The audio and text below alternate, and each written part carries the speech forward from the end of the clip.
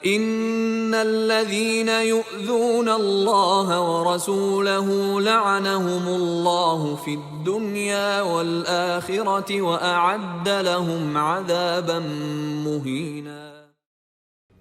مارکہ صلیب و ہلال کی 11ویں قسط کے ساتھ ڈاکٹر حسان بخاری آپ کی خدمت میں حاضر ہے۔ پچھلی قسط کا اختتام ہم نے موقع کی لڑائی پر کیا تھا، جس میں صلاح الدین ایوبی کو شکست ہوئی تھی۔ موقع کی شکست کے بعد صلاح الدین نے اپنی فوج کی تنظیم نو کی اور 1179 میں ایک بار پھر صلیبیوں پر یلغار کی۔ اس مرتبہ اس نے مصر کی بجائے شام کو اپنا مستقر بنایا اور بانیاس کے قلعے میں اپنا ہیڈ کوارٹر قائم کیا۔ جون 1179 میں صلاح الدین کے بھتیجے فرخ شاہ نے صلیبیوں کے علاقے میں ایک ریڈ کی اور بہت سا مال غنیمت اور قیدیوں کو پکڑ لیا۔ فرخ شاہ کی ریڈ کی خبر سن کر شاہ بالڈون چہارم اس کا قلعہ کما کرنے کے لیے تقریباً 10,000 فوج لے کر نکلا۔ بانیاس کے قلعے کے ایک بلند برج سے صلاح الدین نے صلیبی فوج کو دیکھ لیا اور خود اپنی فوج کو لے کر ان کے تعاقب میں نکلا۔ صلاح الدین نے صلیبی فوج کو عین اس وقت جا لیا جب وہ فرخ شاہ پر حملہ آور ہو رہی تھی۔ مرج عیون کے مقام پر ہونے والی اس جنگ میں صلاح الدین نے صلیبیوں کو عبرتناک شکست دے کر موقع کی لڑائی کا بدلہ لے لیا۔ صلیبی فوج کی اکثریت ہلاک یا قید ہو گئی۔ شاہ بالڈون چہارم اپنی باقی فوج لے کر بھاگنے میں کامیاب ہو گیا۔ مرج عیون کی لڑائی میں صلیبی فوج کو شکست دینے کے بعد صلاح الدین نے دریائے اردن کے کنارے جیکبز فورڈ کے مقام پر موجود صلیبی قلعے پر حملہ کیا۔ جیکبز فورڈ کے مقام پر دریائے اردن کو کراس کرنا بہت آسان تھا اور صلیبیوں نے اس راستے کو گارڈ کرنے کے لیے ہی یہ قلعہ بنایا تھا۔ صلاح الدین چاہتا تھا کہ وہ اس قلعے کو تباہ کر دے تاکہ اس راستے سے صلیبی علاقوں کے اندر حملے کیے جا سکیں۔ 29 اگست 1179 کو صلاح الدین نے اس قلعے کو فتح کر کے مسمار کر دیا، مگر اس موقع پر صلاح الدین کی فوج میں پلیگ کی وبا پھیل گئی، جس وجہ سے وہ فلسطین کے اندر صلیبیوں پر مزید حملے نہ کر سکا۔ 1180 کے اوائل میں صلاح الدین نے گلیلی کے علاقے پر یلغار کی اور بہت سا مال غنیمت لے کر لوٹا۔ اس حملے کے بعد شاہ یروشلم بالڈون چہارم نے صلاح الدین سے صلح کی درخواست کی، جو صلاح الدین نے قبول کر لی۔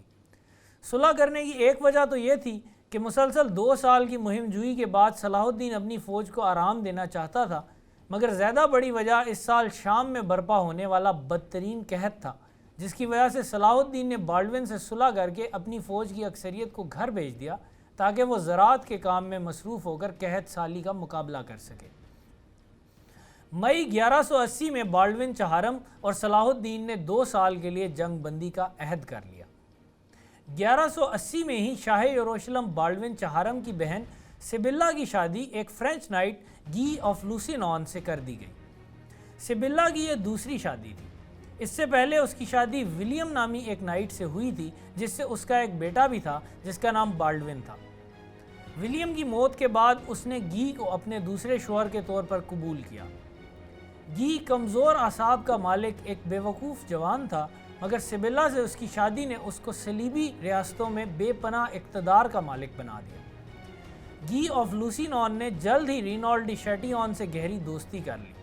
بعد میں اس دوستی نے صلیبی جنگوں کی تاریخ میں ایک اہم کردار ادا کیا۔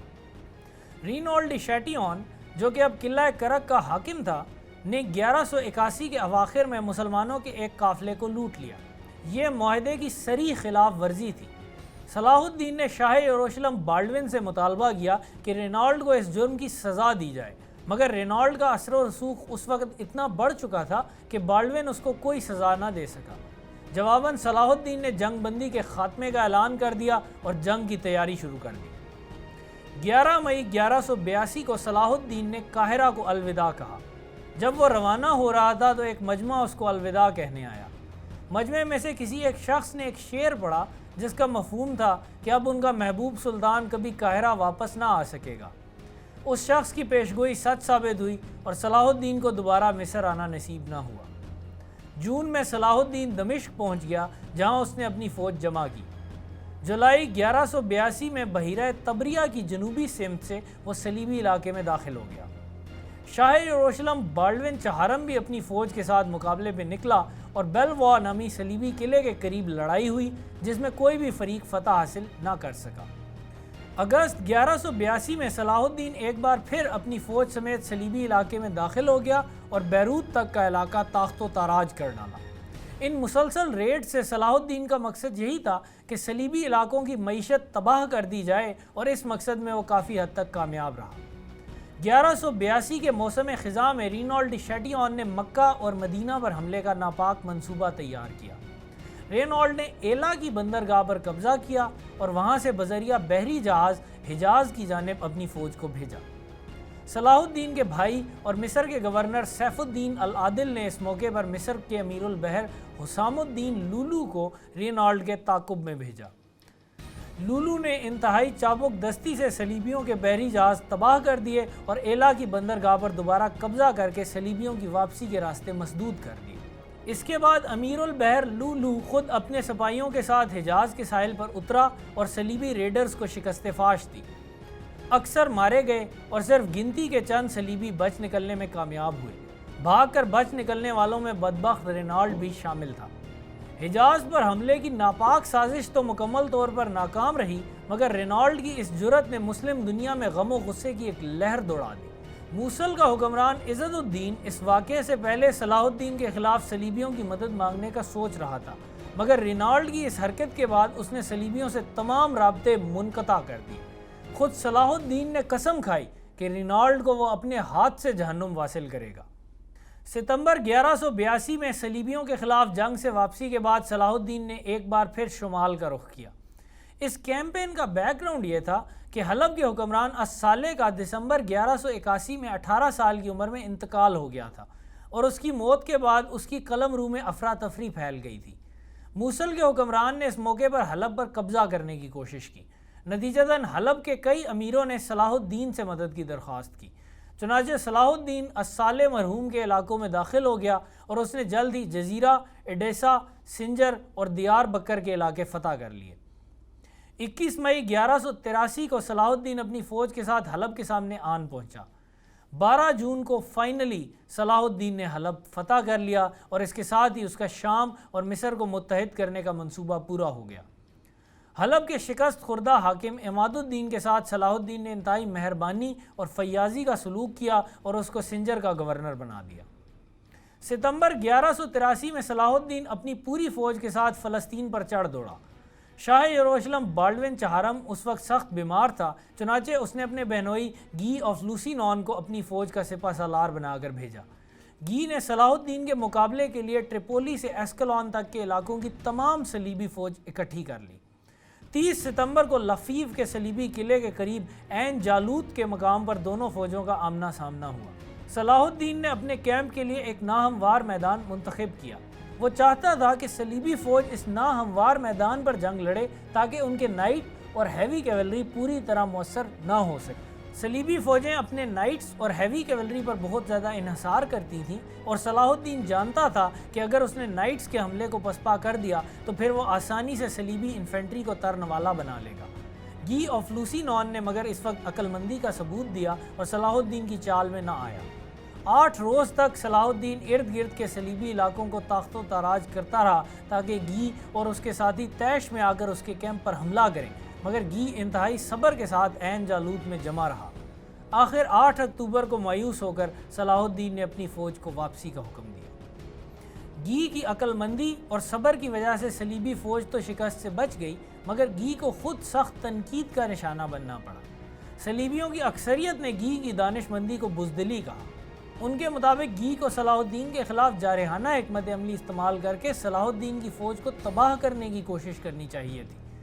کئی صلیبیوں نے یہ بھی کہا کہ گی کی فوج کے ساتھ مقدس صلیب ٹرو کراس بھی موجود تھی، اور جس لشکر کے ساتھ ٹرو کراس ہو وہ شکست نہیں کھا سکتا۔ ٹرو کراس کی موجودگی کے باوجود صلاح الدین پر حملہ نہ کر کے گی نے اپنے کمزور مذہبی عقیدے کا ثبوت دیا ہے۔ یاد رہے کہ ٹرو کراس وہ صلیب تھی جس پر صلیبیوں کے عقیدے کے مطابق حضرت عیسیٰ علیہ السلام کو سولی چڑھایا گیا تھا۔ جب گی واپس یروشلم آیا تو شاہ بالڈون چہارم نے بھی اس کی جنگی قیادت پر تنقید کی، جس کا گی نے بہت برا منایا۔ نتیجتاً بالڈون اور گی کے تعلقات میں کشیدگی آ گئی۔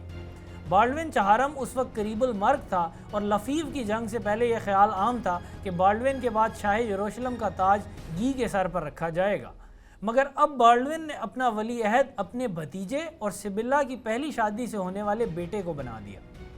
بالڈوین چہارم نے یہ وصیت بھی کر دی کہ اگر اس کا بھتیجا بے اولاد وفات پا جائے تو پھر ٹریپولی کے حکمران ریمنڈ کو نگران یا ریجنٹ بنا دیا جائے اور وہ اس وقت تک حکومت کرے جب تک فرانس، جرمنی، انگلینڈ کے بادشاہوں اور پوپ پر مشتمل ایک 4 رکنی کونسل یروشلم کے حکمران کو منتخب نہیں کر لیتی۔ نومبر 1183 میں شاہ یروشلم بالڈوین کی سب سے چھوٹی بہن ایزابیلا کی شادی رینالڈ ڈی شیٹیون کے سوتیلے بیٹے ہمفری آف ٹورون سے کر دی گئی۔ شادی کے فنکشن رینالڈ ڈی شیٹیون کے قلعہ کرک میں منعقد ہوئے۔ ابھی شادی کے جشن اور تقریبات جاری تھیں کہ صلاح الدین اپنی فوج لے کر قلعہ کرک کے سامنے آن پہنچا۔ کرک کا قلعہ مصر، شام اور حجاز کے راستوں کے سنگم پر واقع تھا اور صلاح الدین کے مواصلات کے لیے خطرہ تھا۔ اس کے علاوہ صلاح الدین رینالڈ ڈی شیٹیون کو بھی سبق سکھانا چاہتا تھا۔ نومبر کے وسط میں صلاح الدین نے 9 منجنیقوں کے ذریعے قلعہ کرک پر سنگ باری شروع کر دی۔ جب صلاح الدین کو پتہ چلا کہ قلعے کے اندر شادی ہو رہی ہے تو اس نے اپنی شریفانہ سیرت کے مطابق قلعے کے اس حصے پر سنگ باری سے منع کر دیا جس میں نو بیاہتا جوڑا موجود تھا۔ مسلمہ کے لہو میں ہے سلیقہ دل نوازی کا، مروت حسن عالمگیر ہے مردان غازی کا۔ قلعہ کرک پر صلاح الدین کے حملے کی خبر سن کر شاہ بالڈوین چہارم اپنی فوج لے کر یروشلم سے کرک کی طرف روانہ ہو گیا۔ یروشلم کی فوج کی آمد کی خبر سن کر صلاح الدین نے محاصرہ اٹھا لیا اور واپس دمشق آ گیا۔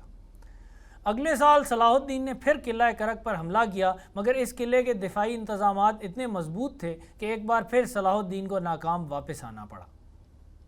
مارچ 1185 میں شاہ بالڈوین چہارم کا انتقال ہو گیا اور اس کی جگہ اس کا 8 سالہ بھتیجا بالڈوین پنجم کے لقب سے تخت نشین ہوا۔ اس موقع پر ٹریپولی کے حکمران ریمنڈ کی تجویز پر صلاح الدین سے صلح کی درخواست کی گئی۔ صلاح الدین نے یہ درخواست قبول کر لی کیونکہ شمال کی جانب سے ایک بار پھر موصل کا حکمران عزت الدین اس کے علاقوں پر حملہ آور ہو رہا تھا۔ صلح نامے کے مطابق فریقین نے 4 سال تک مکمل جنگ بندی کا عہد کیا۔ اس کے علاوہ تجارتی قافلوں کو تمام علاقوں سے بلا روک ٹوک گزرنے کی اجازت دی گئی۔ اپریل 1185 میں صلاح الدین نے مسلمانوں کے اتحاد کی راہ میں حائل آخری کانٹا بھی نکالنے کا فیصلہ کیا اور موصل پر چڑھائی کر دی۔ عزت الدین صلاح الدین کی یلغار کی تاب نہ لا سکا اور اس نے جنوری 1186 میں صلاح الدین کی ماتحتی قبول کر کے تا حیات صلاح الدین کا وفادار رہنے کا عہد کیا۔ عزت الدین کو آئندہ اپنے عہد کا پابند رکھنے کے لیے صلاح الدین نے دریائے دجلہ کے مشرقی جانب اربیل اور شہر زور کے علاقے فتح کر کے اپنے قابل اعتماد امیروں کے حوالے کر دیے تاکہ عزت الدین اگر مستقبل میں عہد شکنی کی کوشش کرے بھی تو دریائے دجلہ کراس کرنے سے پہلے ہی اس کی گوشمالی کر دی جائے۔ اس طرح اپنے دور حکومت میں پہلی مرتبہ صلاح الدین اس بات سے بے خوف ہو گیا کہ صلیبیوں سے جنگ کے دوران کوئی اقتدار کا بھوکا مسلمان حکمران عقب سے اس کی پیٹھ میں چھرا گھونپ دے۔ اپریل 1186 میں صلاح الدین دمشق واپس آ گیا۔ اب وہ بے فکری سے صلیبیوں سے جنگ کر سکتا تھا۔ اس کا عقب محفوظ تھا اور اس کی فوج تیار تھی، مگر عہد شکنی کا لفظ صلاح الدین کی ڈکشنری میں نہ تھا۔